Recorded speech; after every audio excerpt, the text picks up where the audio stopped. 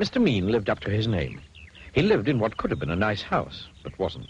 However, this wasn't his house. This was a school which was in a state of disrepair because he cancelled the Building Schools for the Future programme, which meant that for another generation, school children would be educated in classrooms not fit for purpose, with health and safety violations that only a mean person could ignore. Why, he was so mean. Do you know what he gave his brother for Christmas last year? A piece of coal. It wasn't as if Mr. Mean didn't have any money. Oh, no. He had lots of money. But would he spend it? Not old Meanie. Not if he could help it. One day he was sitting in his gloomy kitchen having a gloomy meal when there was a knock at the door. Drat, he said, because he didn't like people. Drat and bother. He opened the door, and there on his doorstep stood a wizard. Who, despite the unfortunate Michael Wilshaw resemblance, will represent the teachers and educational academics who've been so meanly ignored. Mr. Mean, please listen to us. After all, we're the ones who work day in, day out with children. We can offer expert advice on how schools can be most effectively run. After all, your background is journalism, so you're not qualified whatsoever to be Education Secretary. Please listen to us. No, replied Mr. Mean rudely, and shut the door in his face.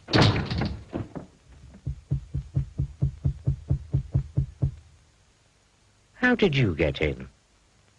Well, replied the wizard. it was by, how shall I put it, I just, well, you know, waved the old what's-his-name magic wand, don't you know, and then, you know, well, here I am, if you know what I mean. You must be struggling to run the education system because there simply is no money. Oh, yes, I am, lied Mr. Mean. Then perhaps I can help you, said the wizard, pulling up a box to sit down on. The box didn't move, so the wizard pulled it harder, and this time it did move. In fact, it tipped up and spilled Mr. Mean's money all over the floor. Well.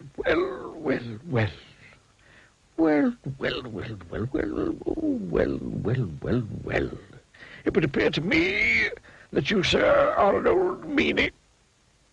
Mr. Meanie didn't hear him. He was too busy scrabbling all over the floor trying to pick up his money. And meanies need to be taught a lesson. And so saying, he waved his magic wand. All the money turned into potatoes. Potatoes. Oh, dear. Oh, dear me. Oh, dear me. Please turn my money back into money.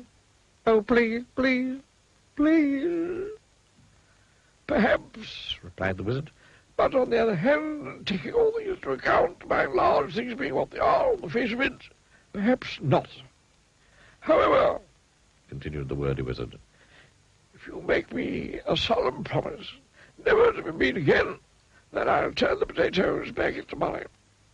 But, he added sternly, if you are ever mean again, then it's, how shall I put it, then it's potatoes for you, my lad, if not other vegetables as well. The following day, Mr. Mean walked to work, trying his hardest not to fall over again. He thought through the conversation he had with the wizard and thought, yada yada. On his way, he met a primary school teacher who was carrying a bag full of marking. Oh, please, kind sir, please help me with this. We have Ofsted coming in tomorrow, and they only give us 1 day's notice these days. Please decrease my workload. No, replied Mr. Mean. It's your marking, you mark it. But as soon as he'd said that, he felt a tingling in his nose. Mr. Mean's nose turned into a carrot. Oh, no, he gasped. The primary school teacher chuckled. And then Mr. Mean remembered the wizard's words. Yes, oh yes, he cried in a panic. Of course I'll help you, of course. And the carrot turned back into a nose, and off he went. With her work-life balance restored, the primary school teacher was happy. And turned back into the wizard. It had been him all along, you see. Then Mr. Mean passed by a cottage garden, and in that garden was a D&T teacher who was far into his 60s, but he couldn't retire because Mr. Mean had raised the retirement age to 68. I'm struggling to chop the wood for tomorrow's D&T lesson. I should be able to retire now, but because of you I can't. You couldn't help me chop this wood. No, replied Mr. Mean. It's your wood. You chop it. But as soon as the words had passed his lips, guess what happened? His ears turned into tomatoes. Oh, no, he gasped. The old man chuckled. Mr. Mean remembered the wizard's words. Oh, yes, he cried. Yes, of course I'll give you a hand, of course. And he chopped and chopped until all the wood was cut. And the tomatoes turned back into ears, and off he went. Finally, Mr. Mean arrived at a deprived inner-city school. He met a boy who couldn't afford to go on the school trip because the pupil premium meant for him wasn't wisely spent by the boy's head teacher because Mr. Mean hadn't checked where the money was going. Make my ball down for me. No, retorted Mr. Mean. Your ball, you... Then he stopped. There was a funny tingling feeling in his feet. Yes, he said hurriedly. Yes, of course I will, of course. And he reached up and passed the ball to the boy and went on his way, looking anxiously at his feet. The little boy stopped crying and turned into the wizard.